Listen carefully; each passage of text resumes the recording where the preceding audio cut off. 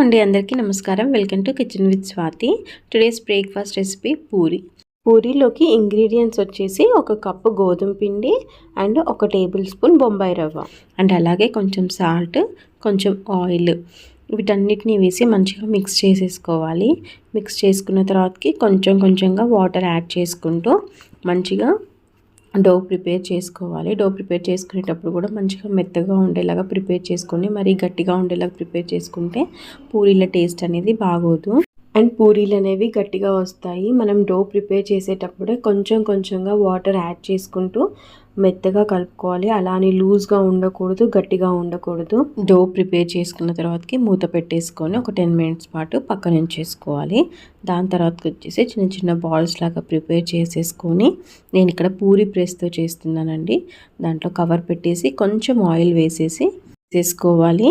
ఇవి మనం prepare చేసుకునేటప్పుడే deep ఫ్రైకి ఆయిల్ పెట్టుకోవాలి. మంచిగా హీట్ అయిన తర్వాతకి మీడియం ఫ్లేమ్లో పెట్టేసుకొని ఈ పూరీల్ని యాడ్ చేసుకుంటూ ఉండాలి. ఇవి మంచిగా పొంగుతాయండి. మనం అసలు ఏమీ చేయనవసరం లేదు. దీంట్లో బొంబాయి రవ్వ వేసాం కాబట్టి దానివల్ల పూరీలు అనేవి మంచిగా పొంగుతాయి. మీరు డిఫరెన్స్ అనేది చూడవచ్చు. మీరు నార్మల్గా గోధుమ పిండి కలుపుకున్న దానికి అండ్ అలాగే బొంబాయి రవ్వ మిక్స్ చేసి కలిపి చేసిన పిండికి డిఫరెన్స్ అనేది ఉంటుంది. టేస్ట్ వైజ్ రెండు బాగుంటాయి. నెక్స్ట్ వీడియోలో అది కూడా షేర్ చేస్తాను. ప్రాసెస్లో పూరీలన్నిటిని డీప్ ఫ్రై చేసుకోవాలి. మనము నార్మల్గా చపాతీ చేసినట్టు కూడా చేసుకోవచ్చు. బట్ ఈ ప్రాసెస్ అయితే కొంచెం ఈజీగా ఉంటుందని చెప్పేసి పూరీ ప్రెస్తో చూపించాను నేను.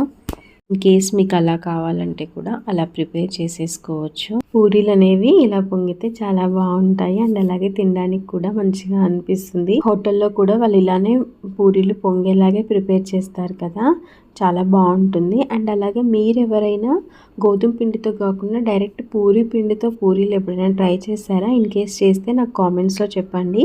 మీకు ఈ రెసిపీ ఎలా అనిపించిందో కూడా నాకు చెప్పండి. నచ్చితే ఒక లైక్ చేయండి. నా ఛానల్ని సబ్స్క్రైబ్ చేసుకోండి. Thanks for watching. బాయ్.